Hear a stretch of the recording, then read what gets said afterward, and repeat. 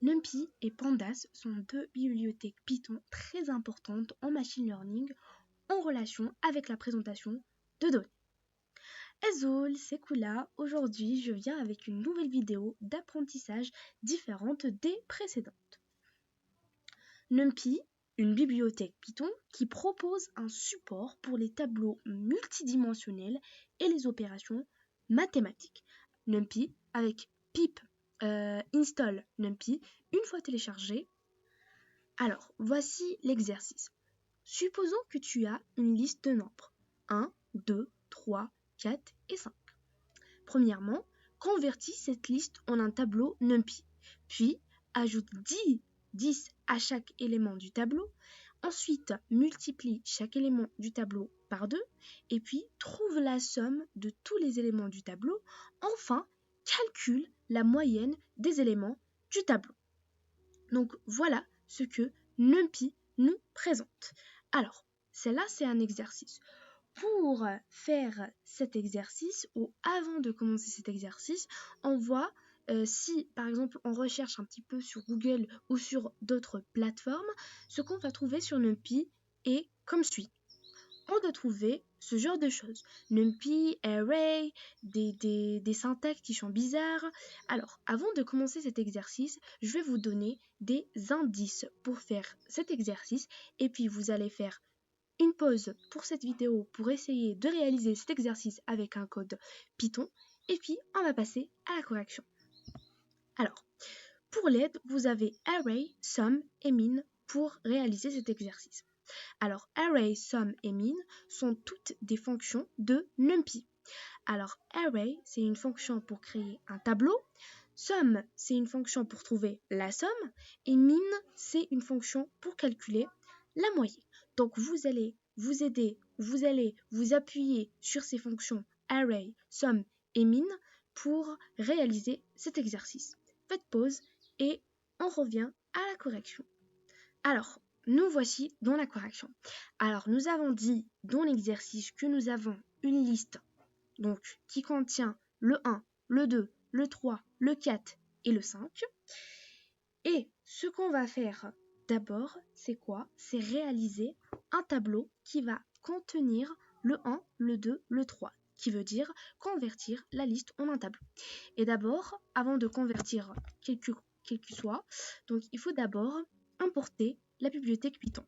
Du coup, on va faire import numpy as inp, c'est la syntaxe qu'on utilise.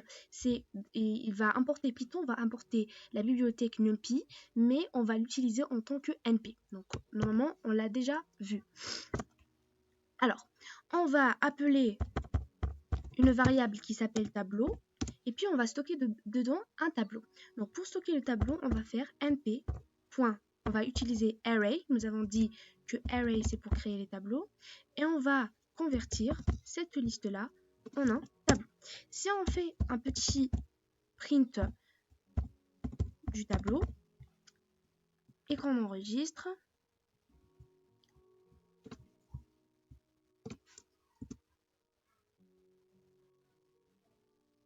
voilà, nous avons 1, 2, 3, 4 et 5. C'est une liste. C'est un tableau et pas une liste. Très bien. Et maintenant, ce qu'on doit faire, c'est quoi?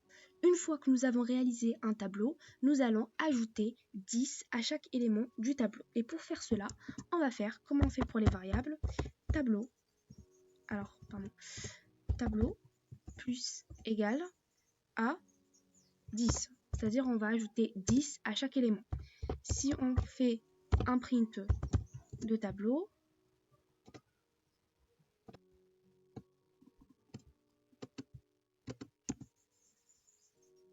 et oui, nous avons 11, 12, 13, 14, 15. On a ajouté 10 à chaque élément du tableau.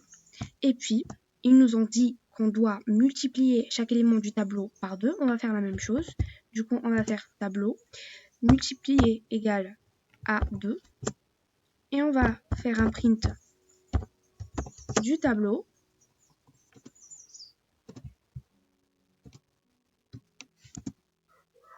Et voilà, nous avons 22, 24, 26, 28 et 30. Donc, ce qui se passe ici, c'est qu'on a multiplié la dernière version du tableau et non pas le premier. C'est pour ça qu'on a obtenu ces résultats. C'est-à-dire, on a déjà modifié le tableau et on a ajouté 10 à chaque élément du tableau. Et puis, à la fin, quand on multiplie les éléments x 2, on multiplie le deuxième tableau, qui est 11, 12, 13, 14, 15, et non pas le 1, 2, 3, 4, 5. C'est pour ça qu'on a obtenu 22, 24, 26, 28 et 30. Très bien. Et puis, ils nous ont dit de faire la somme de chaque élément du tableau. Donc, on va faire une variable qui s'appellerait somme égale np.somme, parce que nous avons dit que sum ou somme est une fonction de numpy. Du coup, somme de quoi? Somme de tableau. Si on fait un print de somme, évidemment, il va faire la somme du dernier tableau mis à jour et non pas le premier. Alors, vas-y. Et oui, nous avons 130. Il a fait la somme de 22, 24, 26, 28 et 30 et il a obtenu 130. Et puis après, ils nous ont demandé de faire une moyenne. Du coup, on va faire une variable moyenne qui est égale à np.min. Min, c'est pour la moyenne. Nous avons dit cela. Du coup, la moyenne de quoi? La moyenne du tableau. Il va faire la moyenne du dernier tableau, comme il a fait précédent. Donc on va faire un print de moyenne. Et voilà, il a 26. La moyenne de quoi? La moyenne de 22, 24, 26, 28 et 30. Donc voici notre exercice.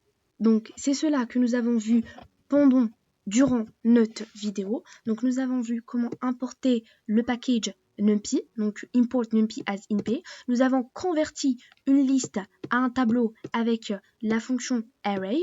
Et puis nous avons ajouté des éléments à notre tableau. Nous avons multiplié ces éléments et nous avons fait quelques opérations. Et ces opérations se font comme on le fait avec des variables, c'est tout. Et puis, nous avons vu ce qui est deux fonctions qui sont sum et min. Sum, c'est pour faire la somme des éléments du tableau. Et min, c'est pour faire la moyenne des éléments du tableau. Et nous avons vu aussi que pour faire des fonctions, on met le mp.array du tableau. Et donc cela pour la liste, et on fait mp.sum pour le tableau, mp.min pour le tableau. On a vu un petit peu la syntaxe. C'est tout pour la vidéo d'aujourd'hui. Merci beaucoup de rester jusqu'à la fin de la vidéo. J'espère bien que vous avez appris à faire des tableaux en NumPy et à faire quelques opérations sur les tableaux NumPy. On se retrouve dans la prochaine vidéo NumPy et merci beaucoup. À la prochaine.